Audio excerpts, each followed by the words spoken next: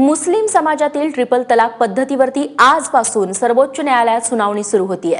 संविधान खंडपीठ आजपासून दररोज ट्रिपल तलाकवरती सुनावणी करणार आहे।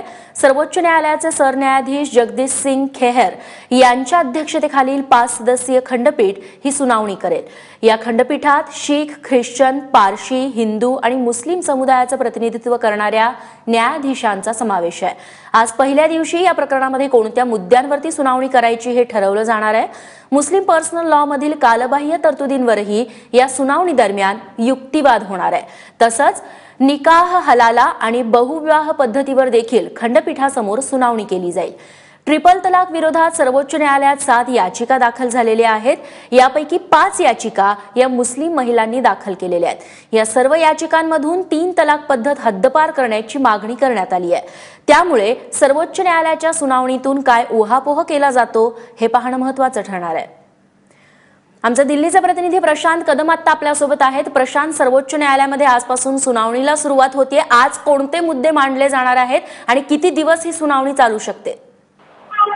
रेश्मा, खरतर स्वातंत्र्यानंतर मुस्लिम समुदायाच्या इतिहासातला आणि देशाच्याही राजकारणातला ऐतिहासिक असा खटला आजपासून सुरू होतो आहे। आजपासून 3 तलाकच्या संदर्भातली सुनावणी जी आहे ती रोज होणार आहे आणि ज्या अर्थी रोज सुनावणी होते त्याच्या अर्थी या प्रकरणातला जो निकाल आहे तो देखील लवकरच हाती येईल याच्याबद्दल देखील आशा बाळगली जाते आहे। मुळामध्ये आजपासून 5 न्यायाधीशांच्या खंडपीठासमोर ही सुनावणी सुरू होती। या खंडपीठाची रचना देखील फार इंटरेस्टिंग आहे। जे सर्वोच्च न्यायालयाचे सरन्यायाधीश आहेत JS खेयर हे स्वतः शीख समुदायाचे आहेत आणि त्याच्याशिवाय हिंदू, मुस्लिम, त्याच्यानंतर ख्रिश्चन असे सगळे जज जे आहेत ते या खंडपीठाचे सदस्य आहेत आणि या खंडपीठासमोर या ऐतिहासिक खटल्याची सुनावणी आजपासून सुरू होतीये।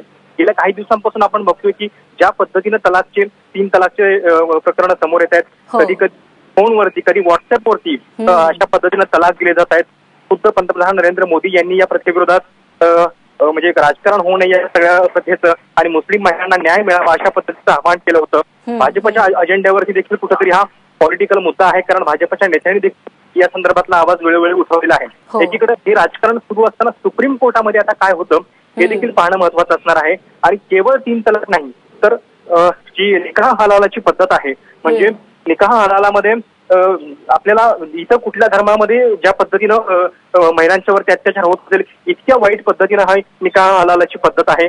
शिवाय बहुविवाह पद्धत, अर्थात बहुविवाहाबद्दल मुस्लिम समुदायाचं म्हणणं असं आहे की कुराणमध्ये त्याला मान्यता देण्यात आलेली आहे। मात्र कुराणमध्ये मान्यता देतानाही ज्या अटी घातलेल्या आहेत त्या अटींचं देखील पालन मुस्लिम समुदायाच्या अनेक लोकांकडून होत नाही आणि म्हणूनच आज एक बॅलन्स कोर्टाला बघावं लागणार आहे। एकतर पर्सनल लॉ बोर्ड जे आहे त्याच्या अंतर्गत मुस्लिम धर्माचं स्वातंत्र्यही त्यांना जपायचं आहे आणि दुसरी घटनेतल्या तरतुदींनुसार मुस्लिम महिलांना समान न्याय मिळतोय की नाही हे देखील पाहायचंय। त्यामुळे हे संतुलन कोर्ट कसं साधणार याकडे सगळ्यांचं लक्ष असेल।